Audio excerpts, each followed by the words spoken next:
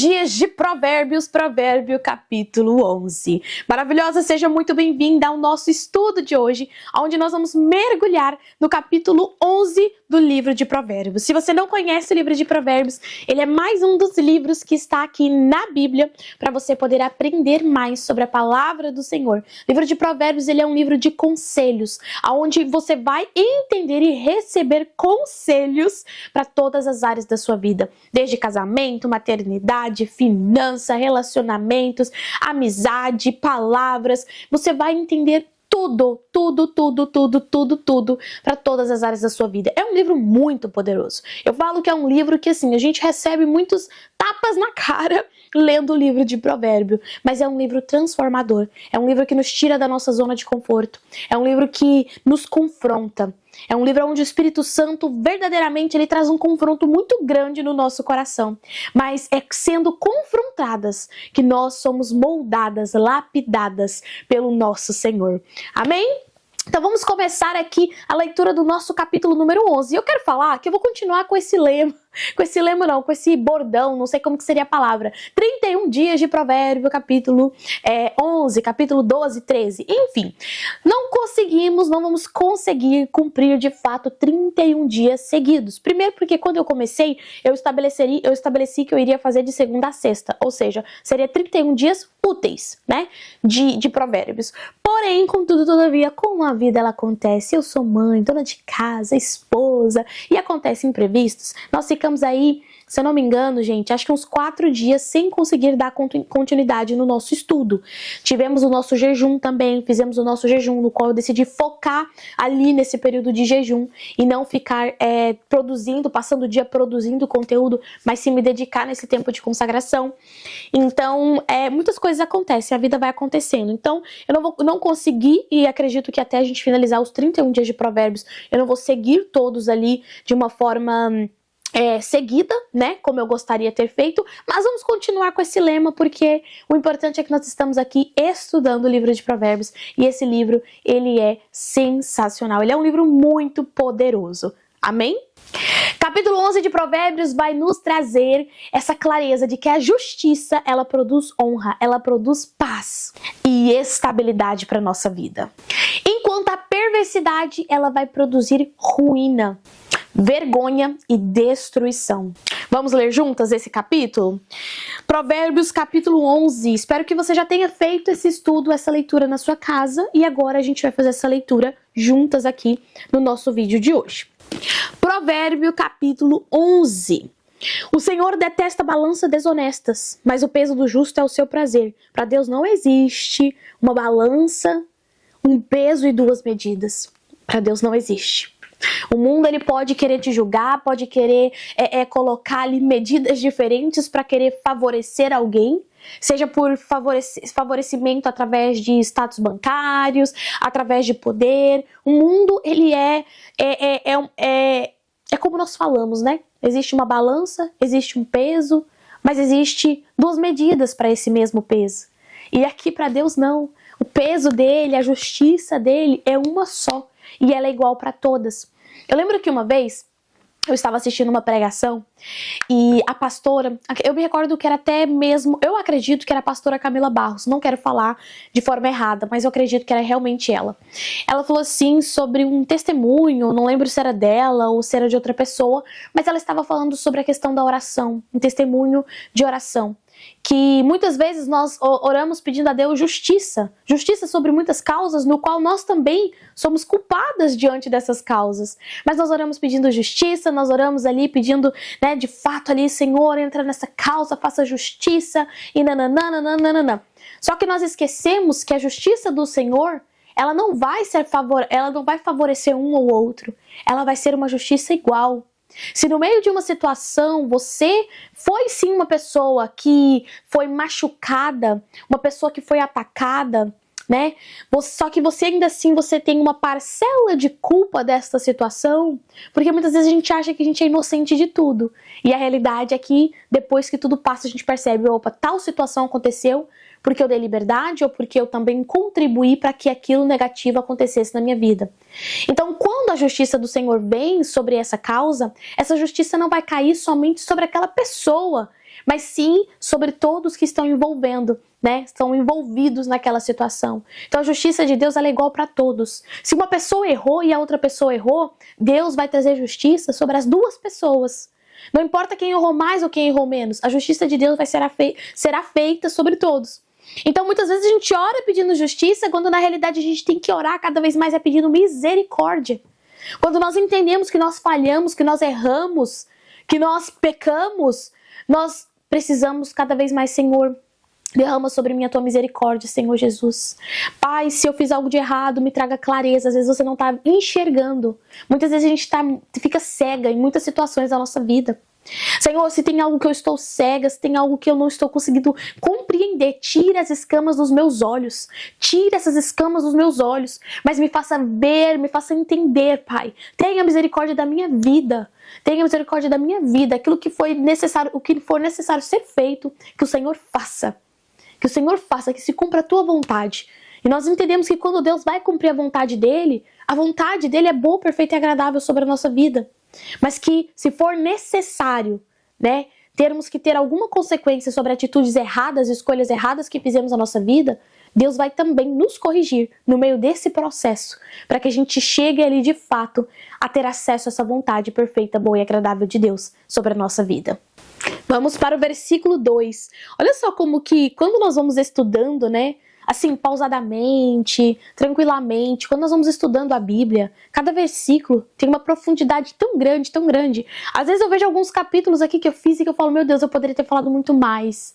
Eu poderia ter explicado ainda mais. A gente poderia ter ficado tipo 1 hora, 2 horas somente em um capítulo. Mas eu quero que esse estudo não seja um estudo também tão assim, tão longo para quem está começando a estudar a Bíblia pela primeira vez. Aqui nós estamos falando sobre muitas coisas, mas muitas coisas nós estamos falando de uma forma superficial. E outras coisas a gente vai nos aprofundando ainda mais. Por isso que é necessário que você faça esse estudo na sua casa. Antes de assistir esse vídeo, leia esse capítulo, anota a sua compreensão, venha assistir aqui esse capítulo, né? Esse vídeo, assista, entenda mais coisas ainda de uma forma mais profunda. Depois volte a ler ali novamente esse capítulo e Deus vai falar com você. E eu vou te garantir que depois, quando você for ler Provérbios pela segunda vez, Deus vai falar com você de uma forma diferente. Quando você for ler Provérbios pela terceira vez, Deus vai falar com você de uma forma mais diferente ainda. Deus, ele vai constantemente falando conosco de formas diferentes. A palavra do Senhor, ela nos renova, ela é viva, ela é transformadora. Quanto mais a gente lê a Bíblia, mais Deus fala. Quanto mais a gente lê a mesma passagem, nós vamos tendo outro entendimento. E isso é algo maravilhoso. Por isso que é importante, né? Pelo menos ele estabelece uma vez no ano, ler a Bíblia completa. E você vai ver assim o sobrenatural do Senhor acontecer na sua vida. Vamos lá. Vamos para o versículo número 2. Quando vem a soberba, a desgraça não tarda. Mas com os humildes está a sabedoria. A integridade dos retos guia, mas a falsidade dos infiéis os destruirá. Deus não gosta de uma pessoa soberba. Deus não gosta de falsidade. Deus não gosta de pessoa orgulhosa, com ego inflado, uma pessoa com soberba. Deus não gosta disso. Mas muitas de nós, em momentos da nossa vida, nós deixamos ser afetadas por isso. Hoje o que eu mais oro, eu falo, Senhor, coloca sobre mim um coração quebrantado, Pai. Coloca sobre mim um coração que é um coração que agrada ao Senhor. Tira de mim todo o ego, tira de mim toda a vaidade, tira de mim todo orgulho, tira de mim toda soberba. Mesmo que eu, Jaqueline, eu não me sinto que eu sou uma mulher soberba. Mas eu já peço pra Deus, olha, Senhor, se tem alguma coisa que às vezes eu não tô vendo, eu estou fazendo, mas eu não estou vendo. E se tiver isso em mim, tira, Pai, vai tirando. Eu vou pedindo, eu vou assim, o tempo todo, assim, em oração, sempre quando eu estou em oração, eu peço ao Senhor, não me deixe corromper por palavras boas, palavras bonitas, não me deixe corromper por elogios, e que isso, que essas coisas, essas situações, seja de um lado profissional ou de um lado da Jaqueline como uma mulher, né, pessoalmente, meu lado pessoal, que isso não afete o meu ego, que isso não afete o meu orgulho, que isso não me torne uma pessoa soberba, que a minha condição financeira, o meu trabalho, não faça com que eu trate as pessoas diferente, muito pelo contrário, né? Eu quero ser abençoada para poder abençoar. Então, assim, a gente tem que estar sempre pedindo a Deus, sempre, porque como eu falei do início, às vezes a gente tá cega, às vezes tem escama nos nossos olhos, a gente acha que tá fazendo tudo certo, tudo bem, tudo lindo, maravilhoso, mas ali Deus ainda tem muito que transformar em nossas vidas. Então Deus não se agrada de pessoas soberbas, Deus não se agrada de pessoas orgulhosas, Deus não se agrada de pessoas que têm o ego inflado, Deus não se agrada disso. Existem pessoas que clamam a Deus sobre, eu quero ter, eu quero estar em determinado status, eu quero ter acesso a isso e aquilo. E quando a pessoa chega lá, Deus vai lá, abençoa essa pessoa chega naquele lugar, ela nem reconhece que foi Deus que colocou ela naquele lugar. O poder, o dinheiro, o status, a fama, ela acaba corrompendo aquela pessoa, porque aquela pessoa ela chegou no lugar que ela queria, e em vez dela reconhecer aquele lugar para glorificar o nome de Deus, ela usa aquele lugar para poder receber a glória para ela usa aquele lugar para poder, acabar sendo realmente, uma pessoa soberba, uma pessoa que vai ficar sempre ali, eu sou melhor do que você por isso ou por aquilo. Às vezes a pessoa pode não falar verbalmente, mas ela sente no coração dela. Isso não agrada a Deus. Que a gente não permita, que essas coisas entrem no nosso coração. Que a gente não permita que o poder, que o dinheiro, que a fama, que os elogios, que os abraços, a gente não permita que nada... Que a gente não permita que nada disso, corrompa o nosso coração. Porque guardar o nosso coração, guardar o temor ao Senhor é o que vai nos fazer ser cada vez mais uma mulher sábia, uma mulher inteligente, uma mulher segundo o coração de Deus. Versículo 4.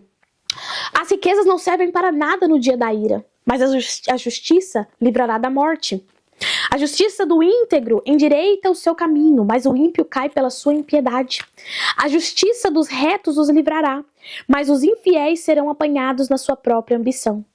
Quando morre o ímpio, morre a sua esperança. O que ele esperava do seu poder se dissipa. O justo é libertado da angústia, mas o ímpio a recebe em lugar dele. O ímpio destrói o próximo como que diz, mas os justos são libertados pelo conhecimento. É muito interessante porque aqui Provérbio vai continuar aquela comparação que eu mencionei no estudo anterior, né? A comparação do justo com o ímpio, do que tem sabedoria e o que não tem sabedoria, daquela pessoa que anda segundo o coração do Senhor e aquele que não anda, o reto e o justo. E essa é uma comparação que faz com que a gente reflita. Qual que é o lado que a gente tá? Porque eu lembro que a primeira vez que eu li o livro de Provérbios, eu falei assim, gente, eu tô me identificando aqui com esse tal de ímpio aqui. Eu lembro assim, agora eu falo rindo, falo brincando, mas Deus trabalhou muito na minha vida, trabalhou muito no meu coração. O Espírito Santo, ele, mudou muito, E no início, quando eu li, eu falava assim, meu Deus, tô me identificando aqui com esse tal desse ímpio. E esse ímpio aqui, pelos vistos, ele não tá do lado bom, não, ele tá no lado ruim. E aí quando a gente começa a analisar a nossa vida e fala, meu Deus, Senhor, né? Senhor, não quero estar nessa posição de ímpio, eu quero estar na posição de uma mulher sábia. Você foi criada para ser uma mulher sábia, para ser uma mulher corajosa, para ser uma mulher virtuosa, uma mulher valorosa. Você não foi criada para estar ali nessa posição da mulher ímpia.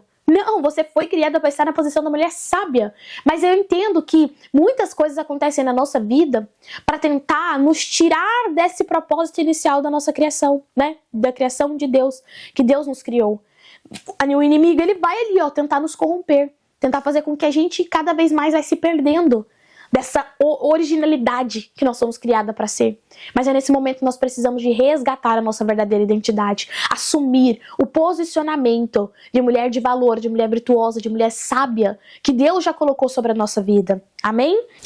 Versículo número 10. A cidade se alegra com o bem-estar dos justos, mas dá gritos de alegria quando perecem os ímpios. Pela bênção dos retos a cidade é exaltada, mas pela boca dos ímpios é destruída. Quem fala mal do seu próximo não tem juízo, o homem prudente se cala. O mexeriqueiro revela os segredos, mas o fiel de espírito os encobre. Não havendo direção sábia, o povo fracassa. Com muitos conselheiros, a segurança. Quem fica por fiador de um estranho acaba tendo um problema, mas do que foge de ser fiador estará seguro. A mulher bondosa alcança honra. Os poderosos adquirem riqueza. O homem bondoso faz bem a si mesmo, mas o cruel fere a si mesmo. O ímpio recebe um salário ilusório, mas o que semeia justiça terá recompensa verdadeira. Tão certo como a justiça conduz para a vida, quem segue o mal caminha para a morte. O Senhor detesta os perversos de coração, mas os que andam com integridade são o seu prazer. É evidente que os maus serão castigados, mas a geração dos justos será poupada. Vamos concluir aqui no versículo 21, depois nós vamos dar continuidade no 22. Mas eu quero falar aqui em específico sobre o versículo 12 e o versículo 13. Quem fala mal do seu próximo não tem juízo. O homem prudente se cala. O mexeriqueiro revela os segredos, mas o fiel de espírito os encobre. Guardar segredo. Fofoca. Eita glória, hein? Fala Deus, vamos lá. Uma das maiores lutas de nós mulheres é controlar a nossa língua. Isso é fato. Controlar a nossa língua é uma das maiores lutas de todas as mulheres. E eu vou falar que também é uma das minhas maiores lutas. Mulher gosta de falar. Eu gosto de falar, gente. Eu falo demais. Eu falo muito. Eu gosto de falar, eu gosto de conversar, eu gosto de estar no meio de mulheres. Eu gosto daquela comunhão. Eu gosto disso. Mas aonde tem muita mulher, infelizmente, tem fofoca. Aonde tem muita mulher, vai sempre ter alguém que tá falando mal do outro. E isso, nós precisamos de ter clareza que isso não é algo que agrada a Deus. Não é algo que agrada a Deus. Mas é como se socialmente nós estabelecêssemos o limite do que nós podemos pecar. Pecado, pecadinho, pecadão. Então aqui eu posso pecar, tá tudo bem. Mas aqui eu condeno o outro. Aqui eu vou ser quase que o Deus da vida daquela pessoa, condenando e sendo o juiz daquele pecadão. Mas esses outros pecados, como fofoca, glutonaria, que são considerados quase que um pecadinho, ou as pessoas nem vê mais como um pecado, é como se fosse autorizado. Mas biblicamente não é. Biblicamente não é. E eu não tô falando isso porque, eu não fofoco. Eu não isso ou não aquilo. Não. Como eu mencionei pra vocês, eu tenho também esse problema de estar conversando com uma amiga e falar: você soube o que aconteceu com fulano de tal? Você soube que nananana? Isso daí pra nós, a gente acaba achando que é normal, mas é uma fofoca sim. Se aquela pessoa não está do lado, é uma fofoca. Então a gente tem que se blindar principalmente desses ambientes. É claro que nós vamos colocar uma separação. Você tem uma melhor amiga, você tem uma amiga que você confia, você quer desabafar sobre uma situação. Você está desabafando, você está conversando sobre aquilo.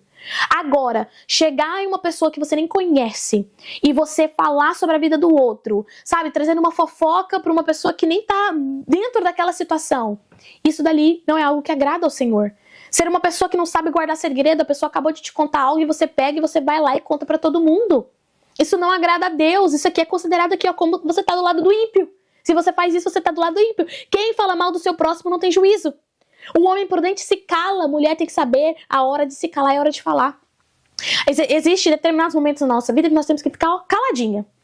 O circo tá pegando fogo, mas a gente precisa de colocar o zíper na boca. E existem momentos na nossa vida que a gente precisa de abrir esse zíper e se posicionar.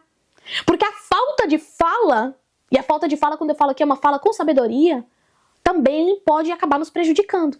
Então é o momento certo, saber o momento de se calar, saber o momento de falar, de abrir esse zíper e se posicionar como uma mulher, segundo o coração de Deus. Mas quem fala mal do seu próximo não tem juízo, o homem prudente se cala. O mexeriqueiro revela os segredos, mas o fiel do espírito os encobre. Se alguém te conta um segredo, minha irmã, você não pode sair contando pra todo mundo, não. Mas eu vou contar pra minha melhor amiga. Lembre-se que a sua melhor amiga também tem uma melhor amiga. E que às vezes essa melhor amiga não é só você. Aí essa outra melhor amiga dessa pessoa também vai ter uma melhor amiga.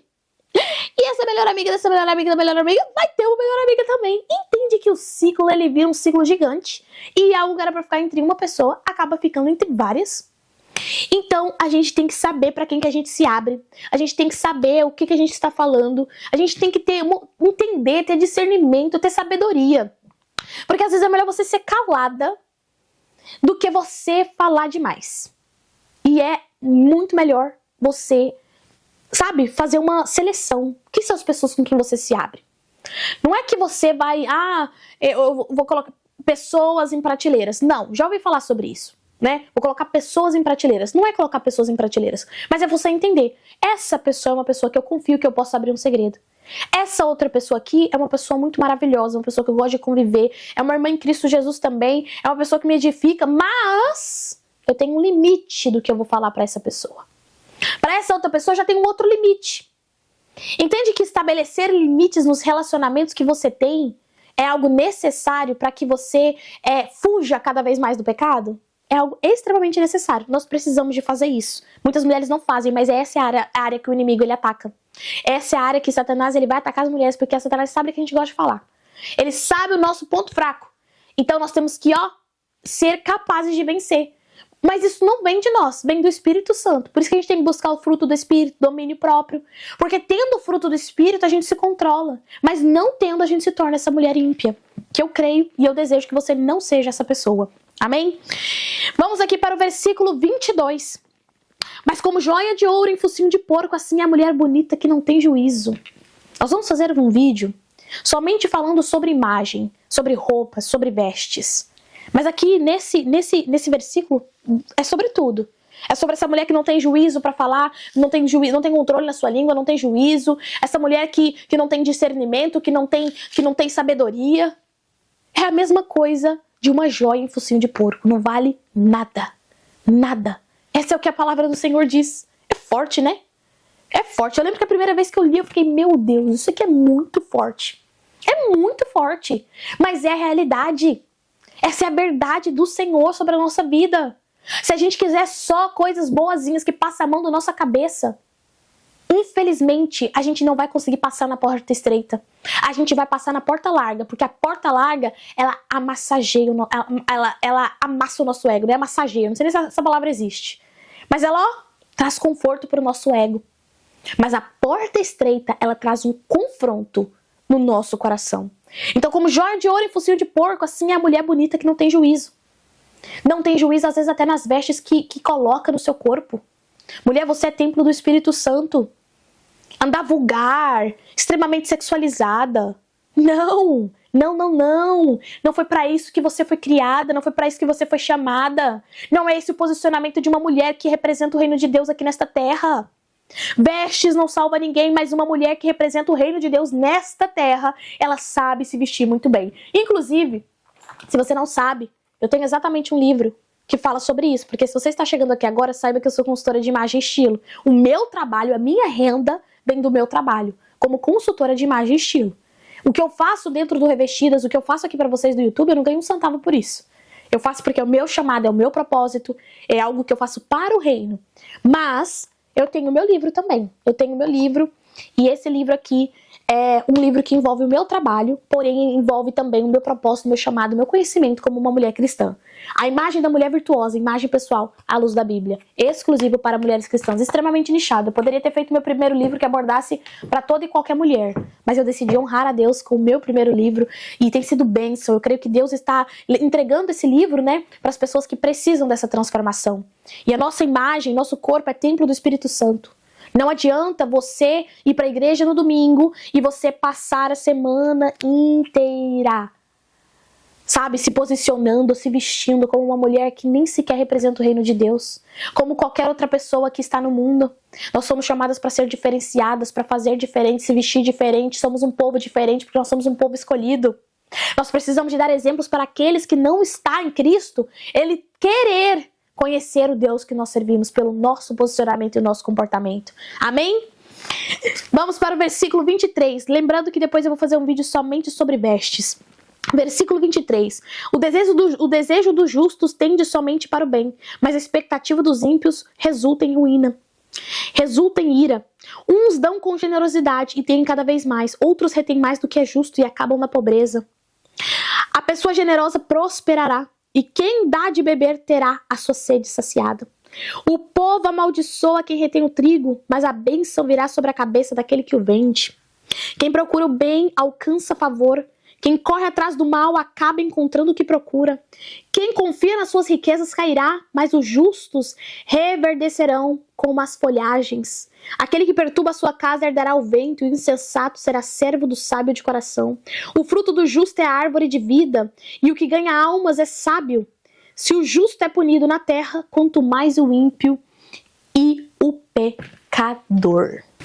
Quando aqui nesse trecho aqui de Provérbios está falando sobre generosidade, está falando sobre a lei da semeadura. Nós vamos colher aquilo que nós plantamos. Se nós plantamos generosidade, nós vamos colher generosidade. Se nós doamos amor, plantamos amor, é isso que nós vamos colher. Mas quando nós não somos bondosas, não somos generosas, não somos pessoas que, transborda o amor de Cristo nas outras pessoas, muitas vezes nós vamos colher.